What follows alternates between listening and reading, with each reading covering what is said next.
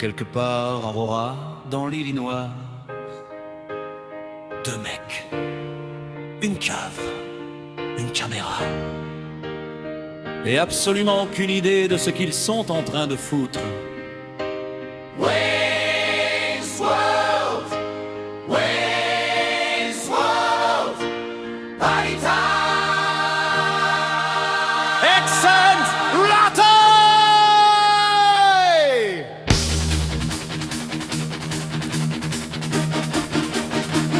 Wayne Campbell squatte encore chez ses parents. Une casquette sur la tête, des rêves plein les dents. À ses côtés, gare timide et complètement perché. Deux potes capables de parler de cul comme de rock toute la soirée. Dans la cave, une caméra, trois projecteurs pourris présentent leur émission au milieu de la nuit. Pas de grand studio, pas de costard, pas de pognon, juste deux abrutis heureux et quelques bonnes chansons.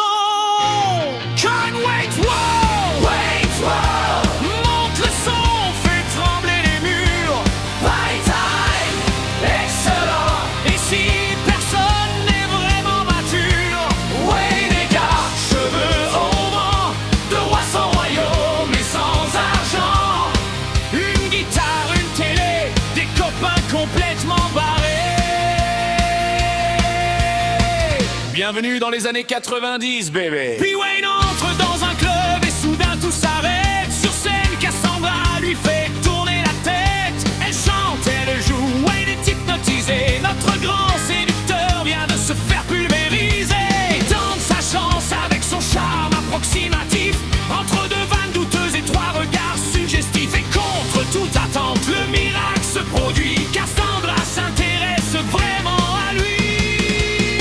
Mais leur petite émission commence à faire du bruit. Et Benjamin Olimo débarque avec son sourire bien poli. Producteur ambitieux, costume et beau discours. Il voit surtout dans Wayne's World beaucoup d'argent autour. Il leur propose un contrat, Wayne et Garth hallucinent. La petite émission de cap passe soudain à la machine. Un véritable studio, des sponsors et des dollars. Mais quand le pognon entre par la porte, les emmerdes arrivent, ramant en retard. Wayne's World, Wayne's World, la cave devient télévision. party time, excellent. Revenu dans la commercialisation. On voulait juste déconner entre copains. Maintenant le sponsor décide du refrain. Et Wayne découvre une grande vérité. Quand quelqu'un te donne beaucoup d'argent, lis peut-être le contrat avant de signer. Puis vient cette voiture devenue légendaire. 5 crétins entassés, aucune dignité nécessaire. La cassette démarre, Queen envahit l'habitacle. Et soudain un trajet banal devient un spectacle. Les premières notes montent, les regards deviennent sérieux. Puis les têtes partent ensemble comme des possédés heureux. Plus personne ne conduit vraiment, mais qu'importe le danger. Quand Bohemian Rhapsody démarre, ton monde doit s'écouer. Queen entre dans un magasin, voit la guitare de ses rêves. Il la prend délicatement, son petit cœur se soulève. Il commence quelques notes. Le vendeur arrive, il montre le panneau. The Stairway to Heaven.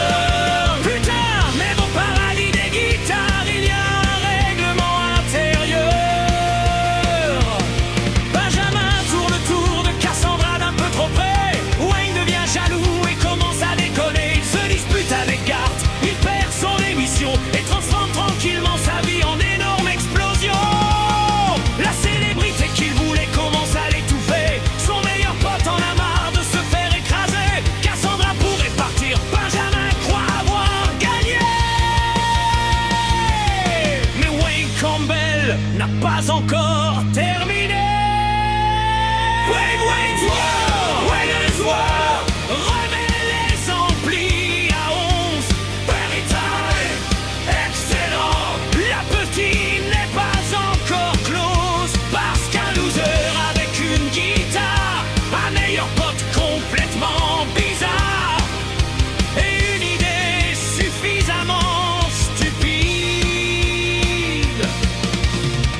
peuvent encore retourner toute l'histoire.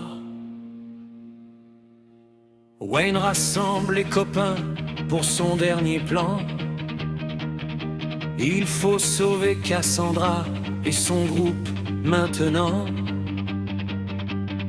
Faire entendre leur musique, provoquer leur chance